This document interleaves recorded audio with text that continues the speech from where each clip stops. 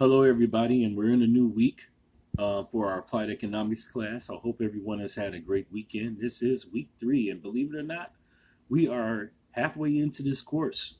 We're almost done. Just kind of want to, as I've done the previous weeks, just kind of go through some instructional material and some things that you definitely want to focus on this week as you progress and go throughout the week. So, what we're going to talk about this week, we're going to talk about competitive markets. We're going to talk about monopolies. We're going to talk about employment rates.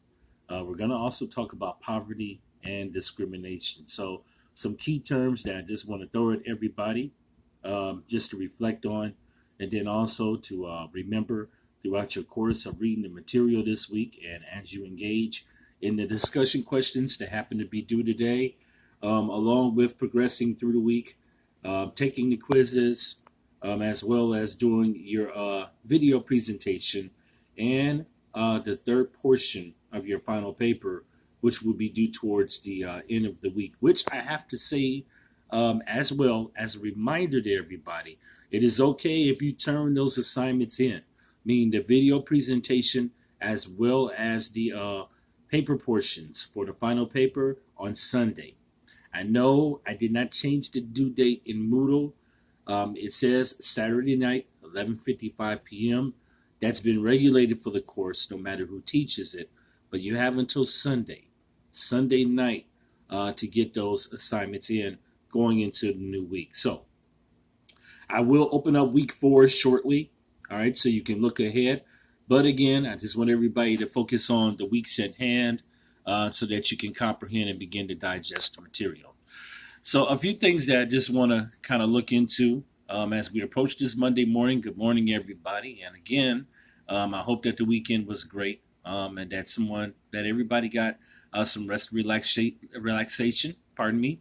I know I'm just waking up myself, kind of a little caught at the tongue. Let's think about this. Remember now, begin to reflect on competitive markets for goods and services, okay? The measure of competition, all right? And you have to consider us being the United States as being an open market, meaning, okay, that there's opportunities in different areas of business, opportunities to be able to earn and gain profit, opportunities, okay, to be successful opening up your business entity. Okay, that applies for not only corporations, but it also applies for small business entities as well, for those that are endeavoring to go into small business ventures. So, just a few terms that I want to throw at everybody this week regarding that. First of all, competition itself. And the whole purpose of anybody going into business, think about it, okay, is to earn total revenue. Total revenue.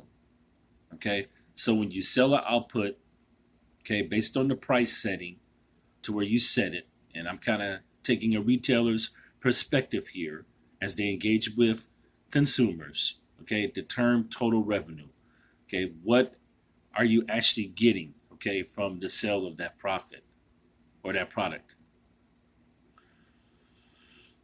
So, other different revenues, such as marginal and average revenues. Okay, so when you increase the total revenue, when the quantity is supplied and raised by 1 unit, that's per unit, meaning a product. That's what's called marginal revenue. And so, average revenue, okay, that's the total revenue that's divided by the quantity. Quantities in terms of, numbers, what you may have in inventory or whatever. So total revenue divided by the quantity of what you bring in would, of course, equal your average revenue that you're actually earning as a firm. So economic profit, another term that I want to just put forth with everybody, that would be the per unit of the difference between price and also the total average cost for that price. Okay, so the difference between the two, the price and the average total cost. Okay, what are you gaining in terms of profit behind that? Okay, in so many words, profit, of course, is another name for revenue, as we both know. So, what is the firm earning altogether? What are they profiting? Okay, so you could say that economic profit is really the equivalent of net profit. So after overhead costs and expenses, what are you earning? Okay, what does the profit really have to show, or the firm has to show for it? Again, it's Monday morning, and I have my tongue tied a little bit here. I do apologize to everybody. Now, the opposite of economic profit would happen to be loss. Okay, and with the economy currently, the state and condition of it right now, of what we're going through with coronavirus, we are almost entering into the third month of this pandemic. A lot of firms, a lot of companies have experienced economic loss. Right? As a matter of fact, some entities, okay, have closed their business down entirely as a result of that. No longer able to exist, no longer able to move further and conduct business. So the loss, economic loss, would be the amount by which a firm's total cost exceeds its total revenue. So in so many words, think about overhead. Overhead, okay, when you find yourself in the red as a firm, that's economic loss.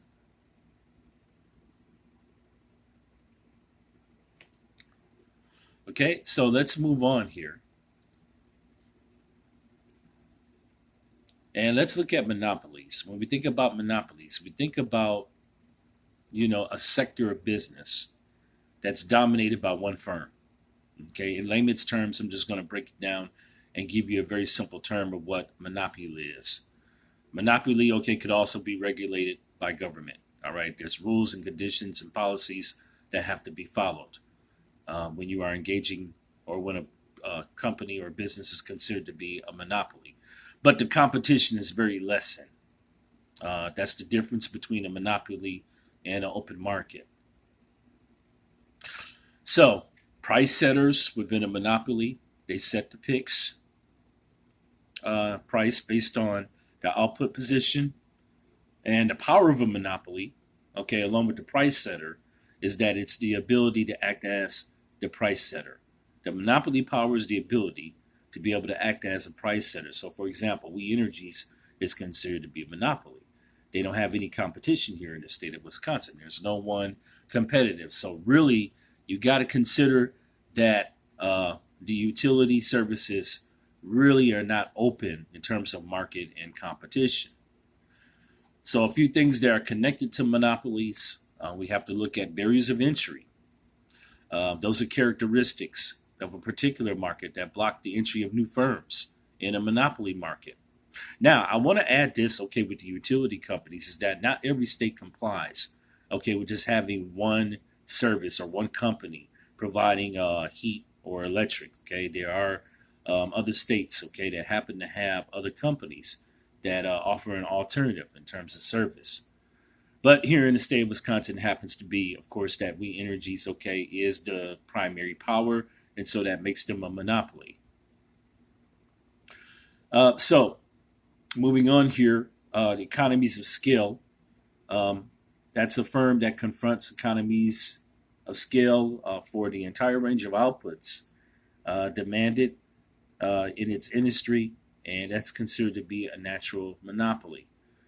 Sunk cost, okay, would be expenditures that have already been made and that cannot be recovered, meaning, okay, there's no reimbursement, okay, sought after those costs.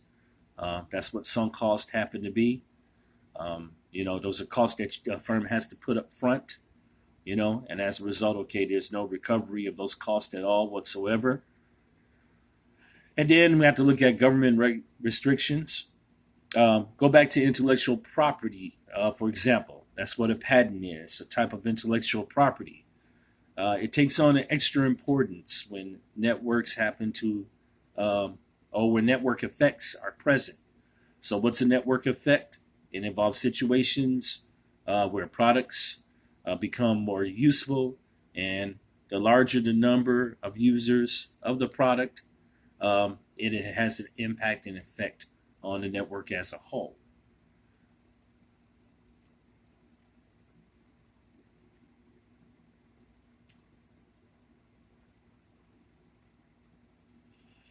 So, some things to just remember when we look at monopolies, okay, and how monopolies are set up.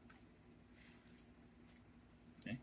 Now, this is really a major issue, not just only here in the United States, but also, okay, the world has been impacted by it. And it's what's triggered it for the most part is, of course, stimulus packages that the government has set out to bail out firms, corporations, but not only firms and corporations, also individuals have been bailed out um, based on our wages, salaries, what we happen to make, previous tax returns. Let me just get to the point here, okay? Let's talk about employment and perfect competition along with wages. So, is there a demand for labor now? That's something to think about. Is there a demand for labor? No, it's not. Why do I say that? It's because we've experienced a hike within the unemployment rate. All right, so we see that unemployment rate has skyrocketed. It's at a very high percentage now, and it probably will remain there for quite some time. All right, so does that really derive competition, okay, within different industries when it comes to employment, when it comes to jobs and positions that may open up in firms and companies? And the answer to that is no, it does not. All right, because what we have is we have a limited amount of new hires that are actually coming in with new companies, mainly, okay, because we have companies and firms that have experienced a loss in revenue and profits. And the service industry really has been impacted by this. Okay, so we look at clothing stores, we look at restaurants, things pertaining to that matter that were mandated to close down based on state orders here within the country. Some within the restaurant industry, okay, there was the alternative to be able to carry out and take out food, but the dining areas have been shut down. And also, to add on to that, when we look at Milwaukee County, we still see restaurants still being shut down when it comes to the dining aspect. Um, they have not been opened up yet for business, okay, as we still have safer at home orders here within Milwaukee County, even though, of course, Governor Evers' order, as you know, about 2 weeks ago had been overturned by the state Supreme Court. So, some things to remember regarding employment. There's factors of production that we have to think about. And really, what factors of production are, it's human capital. All right, that's human capital is employment. Actual people, okay, that are working for an hourly wage or an annual salary, whatever it may be. So, some terms that I really want to look at, or I want you to focus on, are shifts in labor demand. So, one would be, for example, complementary factors of production. Those are factors of production for which an increase in the use of one increases the demand for the other. So, for example, human capital. Those are sets of skills and abilities. So, when workers gain additional human capital, their marginal product rises. Now, human capital is an important complement of labor. Now, you have substitute factors of production. Those are factors of production for which an increase in the use of one decreases the demand for another. So I kind of like how they really did this, how they compare technology, how they probably compared robots, for example, and assembly lines. So if you have a demand, okay, and an increase within your technology, what does that do? That triggers, okay, a decline in actual human capital and labor, because what you have is an automation setup and system in terms of your production, okay, that happens to produce products, all right, and you need lesser human capital, actual physical flesh laborer workers, okay, are being replaced by technology. So changes in technology, such as computerization of production, and then also application of sophisticated technologies. I know that everybody's kind of familiar with Six Sigma, okay, and Six Sigma, okay, you have different degrees of it, okay, and it's a method that's actually used, okay, to decline defects, okay, within mass production, as you're actually using technology. When it comes to, especially when it comes to the assembly line of products. So, for example, within the automotive industry, when automobiles are manufactured off the assembly line, Six Sigma is a common method approach that's used on a regular basis. So again, I have to say that the supply of labor is definitely at threat right now with the unemployment rate and how the employment rate, okay, has really reached one of the all-time highs here within this country. So one more thing that I want to look at here is I want to look at inequality, poverty, and discrimination. This is really, and I'll be honest with you with this one right here. I know that everyone has a difference of opinion when it comes to this poverty, discrimination, and inequality because you have one group that says, well, maybe there's one group based upon their cultural background or differences, or based upon their them being on an ethnic background, they're not applying themselves enough. Maybe they're not pursuing enough education. Maybe they're not going and get the certifications. I'm just kind of coming up with some examples here to where they can progress, within the marketplace, and they can find themselves not being fixated to poverty, but rather coming out of poverty because now you have different skill sets that you can use to be able to earn money. Very touchy subject right now in this country. I know where everybody's aware of what's going on. Last week, Monday, the tragic incident that occurred. I know that I'm an economics instructor, but I have to say this, that what happened to George Floyd in Minneapolis last Monday was a lynching. It was heinous.